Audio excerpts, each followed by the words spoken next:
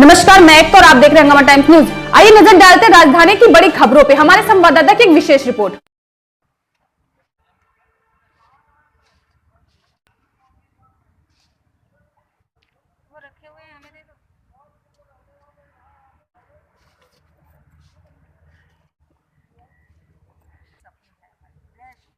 शिक्षक एकता जिंदाबाद जिंदाबाद 14/7 का जियो वापस लो 14/7 का जियो वापस लो हमारी संविधान बहाल करो शिक्षक एकता जिंदाबाद मुख्यमंत्री जी न्याय करो मुख्यमंत्री जी न्याय करो। प्रतापगढ़ जिले से हूँ और मैं विज्ञान शिक्षक हूँ। मुख्य विषय है हमारा और हमको यह कहकर के निकाला गया है कि आप जो है पढ़ाने योग्य नहीं हैं। तो मैं माननीय मुख्यमंत्री जी से यह चाहता हूँ कि आपने जो इतनी अच्छी अच्छी योजनाएं लागू की हैं, ये आपका एक अधिकारी जो है पूरी तरह से आपकी योजनाओं को मिट्टी में मिला रहा है। आने वाला जो 2022 का चुनाव है, हमारा नवीनीकरण यह अधिकारी नहीं कर रहा है। हम लोग परेशान हो गए हैं, हमारी सरकार में कोई सुनवाई नहीं हो रही है। तो 2022 में हम लोग भी सरकार का नवीनीकरण करेंगे।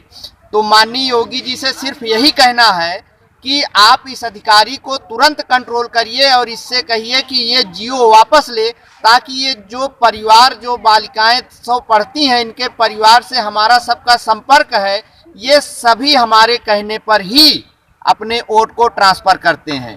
तो हम सिर्फ यही चाहते हैं कि आप एक अधिकारी को इतनी छूट मत दीजिए कि वो आपकी योजनाओं को मिट्टी में मिला दे और आपकी छवि धूमिल हो रही है, इसको आप तुरंत कंट्रोल करिए। नहीं तो 2022 में मैं ये कहना चाहता हूं कि निश्चित रूप से चुनाव पे प्रभाव पड़ेगा और सरकार पर भी प्रभाव पड़ने वाला है। आज आपको कितने दिन हो गए आप प्रदर्शन करते हुए? आज हमारा 25वां दिन है।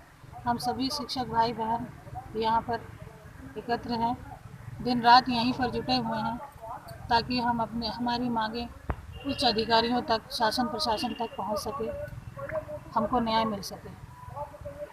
हम उर्दू शिक्षिका बाराबंकी से हैं। हम 13 वर्षों से विद्यालय में काम कर रहे हैं। आज हमें ये कहकर निकाल दिया गया है कि उस ब्लॉक में 20% आबादी नहीं है। बस हम ये चाहते हैं कि हम सबको न्याय मिले। जिस पद पे हम सबकी नियुक्ति हुई है, वो पद हमें सम्मान सहित वापस किया जाए। लोगों ने बहुत मेहनत की है इन विद्यालयों में, अपने बच्चों से दूर रह करके 13-14 साल से, सब हमारे भाई बहन 14-15 साल से काम कर रहे हैं वहाँ पर, अपने बच्चों परिवार से दूर रह करके काम कर रहे हैं। और जो अपवंचित वर्ग के बच्चे हैं, आर्थिक रूप से कमज़ोर बच्चे हैं, उनको हमने सिखाया है। उनको कभी हम लोगों ने भेदभाव नहीं किया है। और आज उर्दू शिक्षकों के साथ, जबकि विषय तो सब समान है, हम लोगों ने पढ़ा है, आप भी पढ़े होंगे कि सब विषय समान होते हैं ना, उर्दू, हिंदी, इंग्लिश, मैथ। लेकिन आज जो है संगत, असंगत, मुख्य, गौड़, ये क्या है, हमने आज तक ये नहीं देखा था, कभी भी अपनी लाइफ में नहीं देखा। आज हम लोग 52 साल की उम्र हो गई है। बहुत से हमारे शिक्षक साथी हैं, ये ओवरेज हो चुके हैं, रिटायरमेंट के करीब पहुंच चुके हैं। आज उनके साथ ये स्थिति कर दी गई है। हम लोग इससे बहुत ज़्यादा आहत हैं। हम समझ नहीं पा रहे हैं कि आगे हम लोग क्या करेंगे। बस हम अपने सीएम माननीय योगी जी से बस ये निवेदन करना चाहते हैं कि हम लोगों को बहाल करें और ये जियो जो है 14/7/20 का ये जियो वापस लेते हुए हम लोगों को सम्मान सहित बहाल कर दी जाए। मेरा नाम पुष्पा सिंह है। मैं होम साइंस शिक्षिका आज 2008 से कस्तूरबा में पढ़ा रही हूँ, लेकिन हमारा डिमोशन किया जा रहा है। इसी तरह हमारी बहन, अभी उर्दू की शिक्षिका बहन ने कहा कि ये कहा जा रहा है कि अब आपकी संख्या जो है कम हो गई है। संख्या कहीं घटी है हमारे देश में? हमारे देश में तो जनसंख्या बढ़ी ही है। ये कहाँ से उन्होंने कह दिया कि अब 20% आबादी आपकी कम हो गई है? या आबादी हमसे मत बताएं।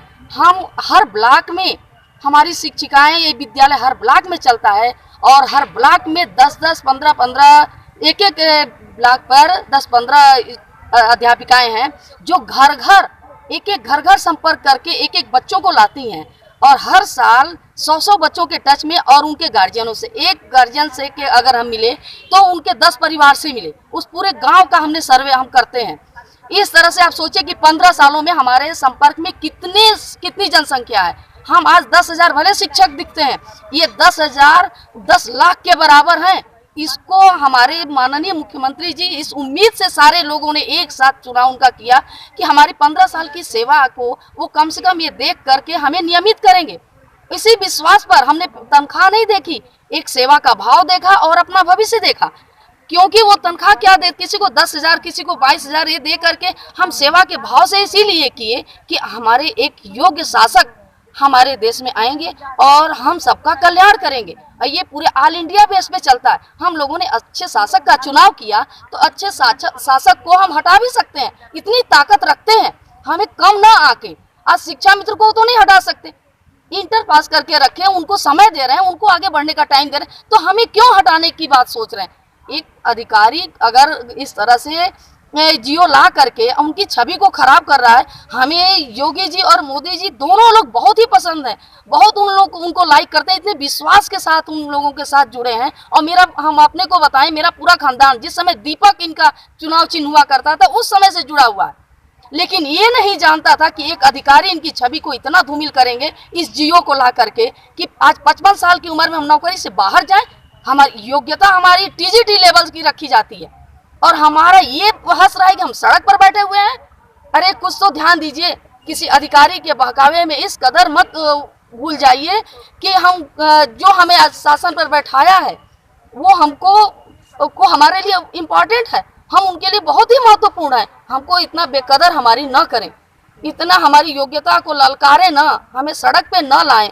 हम महिलाएं हैं, हम घर की गृहिणी, उन्होंने कहा कि महिलाओं को घर का प्रधान मुखिया बनाया जाए। आज घर की मुखिया ही जब दर दर ठोकर खाएगी तो और अपने बच्चे अपने परिवार को क्या प्रेरणा देगी।